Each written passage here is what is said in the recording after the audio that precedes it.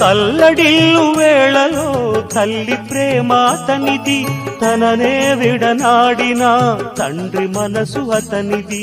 పాపాలెన్నో చేసే జన్మ పదములంటిన, కామం క్రోధం లోభం మోహం చిలువ వేసిన, కఠిన జనుల కలినరులను ప్రేమ కలిగి బ్రోచిన ప్రేమమూర్తి కదా కీర్తనీయమైనది.